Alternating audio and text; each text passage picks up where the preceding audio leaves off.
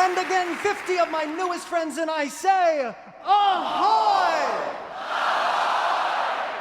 From drop-dead gorgeous Powell Symphony Hall in St. Louis, Missouri. Yes, it's exciting times here in St. Louis. Let's go Blues!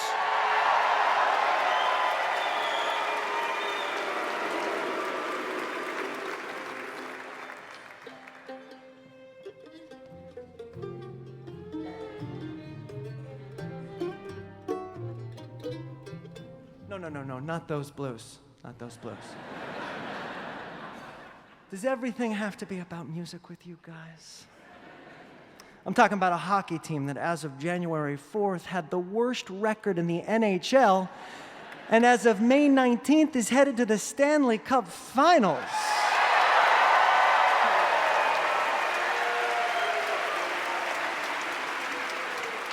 That's a hell of a turnaround right there.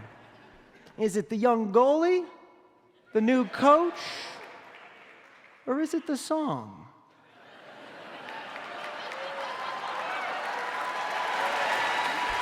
Oh, yes. Yes, maybe everything is about music. As of January 6th, when the Blues adopted Laura Branigan's 1982 hit, Gloria, as their team anthem, everything started changing. Fitting, I think, that a hockey team named after a song would use another song as a good luck charm. I mean, shall we?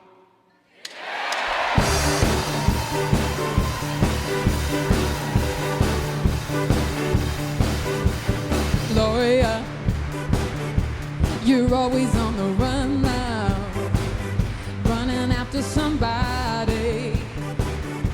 You gotta get them somehow. You really don't remember. Was it something that they said? All the voices in your head calling Gloria. Oh, St. Louis woman with her diamond rings pulls that man around by her apron string. Oh, it wasn't for powder and the store-bought. Gloria, Gloria, I think they got your number. Gloria, I think they got the alias Gloria. that you've been living under. Gloria.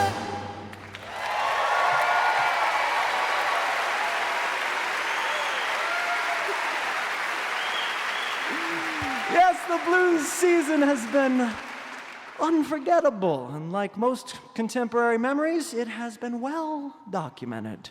Documented to the point where you'll be able to relive whatever parts of it you like, whenever you like, for the rest of your life in vivid HD accuracy.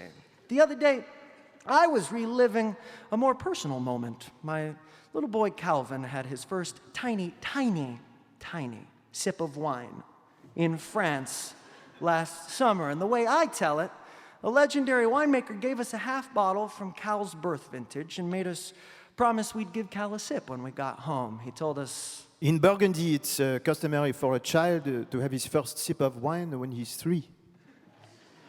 we said, well, in Brooklyn, that's child abuse.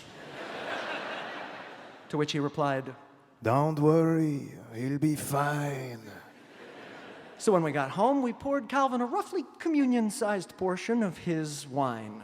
He was so psyched. When we drink wine, he usually gets apple cider, soft apple cider. So when he saw we were all about to drink from the same bottle, he says, Daddy, this wine is mine? and I said, yeah, bud, you can have a sip.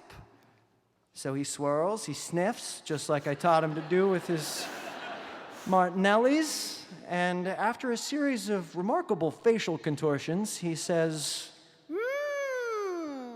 but also, Mama, I think I want the sweet wine now.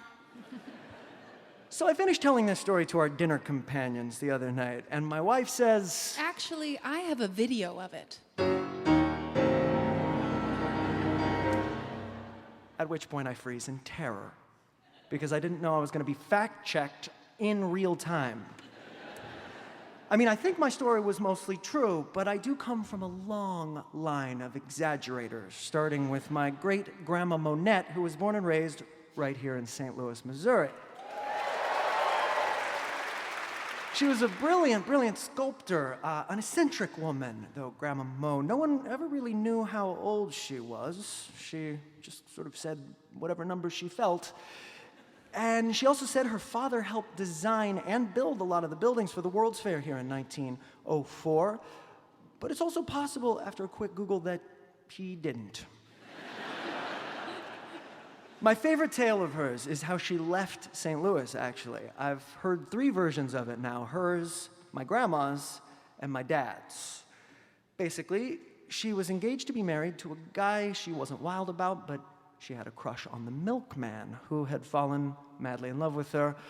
One evening, while great-grandma Monette's mom and her fiancé's mom were in the front parlor planning the wedding, the milkman, that very same milkman, came to the back door and said, Monette, I know you don't love this guy. Let's elope to California. and they did. And if they hadn't, I wouldn't be here, and this monologue would be much, much shorter. Now, how much of that story would an iPhone dispel? I don't know.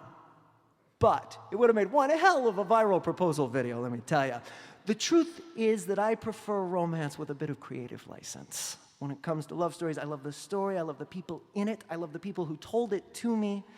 My great-grandparents really did elope to San Diego, though. My question is, what on earth did they say to each other that night? And this song of the week represents my best guess, or should I say, Calvin, have you ever heard the story about how your great-grandparents got married?